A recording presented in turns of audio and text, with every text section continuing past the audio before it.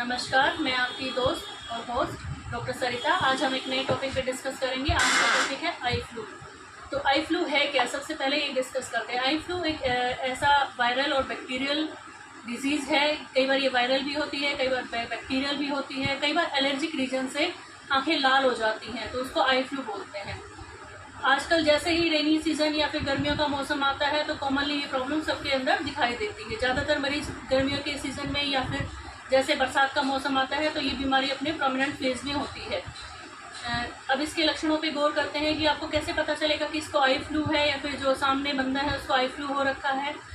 एक तो सबसे पहले उसकी आंखें लाल दिखाई देंगी, आंखों में रेडनेस आ जाएगी, आंखों में खुजली शुरू हो जाएगी और आंखों से पानी गिरना शुरू हो जाएगा। कभी कभी किसी मरीज को हल्का सा बुखार भी महसूस होता है आई फ्लू के साथ साथ, जो जनरली वायरल जो होता है इन्फेक्शन उसमें सामने आता है। अब इसके लिए बात करते हैं कि इसके बचने के क्या क्या उपाय हैं कि वायरल फ्लू से आप ग्रसित ना हो। तो सबसे पहले हम बचाव के लिए देखते हैं कि क्या होता है। सबसे पहले क्या करना होता है कि भीड़ भाड़ वाले एरिया में ना जाएं। आप कहीं भी बाहर जा रहे हैं, जैसे मॉल्स वगैरह में जा रहे हैं या फिर बस स्टैंड पे है, रेलवे स्टेशन पे है, तो बहुत सारी जगह हम जाते हैं, बार बार हाथ हमारा कई जगह सरफेसेस को टच करता है, इसलिए अपने हाथों को आंखों पे लगने से बचाएं। अपने हाथों से बार बार आंखों को नहीं छूना है क्योंकि इन्फेक्शन वहीं से कैरी करते हैं हम लोग। सरफेस से ही इन्फेक्शन जाता है हाथों के थ्रू।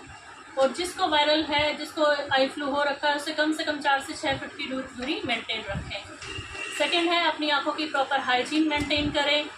आप अपने आंखों को समय समय पर ठंडे पानी से धोते रहें, आंखों की प्रॉपर क्लीनिंग करें। और क्लीनिंग का एक सबसे बेहतर तरीका मैं आपको बताना चाहूँगी कि ऐसे नहीं कि आप जनरली ले रहे हैं पानी से, या तो आपको ठंडे पानी से वॉश करना है थरो वाटर से, या फिर आप क्या कर सकते हैं कि आप पानी को उबाल लीजिए, उसमें कॉटन डिप कर लीजिए या फिर एक सूती कपड़ा या रुमाल इस्तेमाल कीजिए और अंदर की तरफ से बाहर की तरफ करना है, इनर टू आउटर सरफेस। क्योंकि अगर हम ऐसे करेंगे या फिर इनर की तरफ करेंगे, आउटर से इनर करेंगे, तो हमारा पंक्टम होता है जहाँ से आप आंसू निकलते हैं, हमारा एक छेद होता है वहाँ पे आँख में, और उसके अंदर इन्फेक्शन चला जाएगा और इन्फेक्शन उससे और बढ़ने के चांसेस हो जाएंगे। कम नहीं होगा, इन्फेक्शन बढ़ जाएगा क्योंकि आप उसको अंदर की तरफ धकेल रहे हो, जो भी इन्फेक्शन है, बैक्टीरिया है या फिर।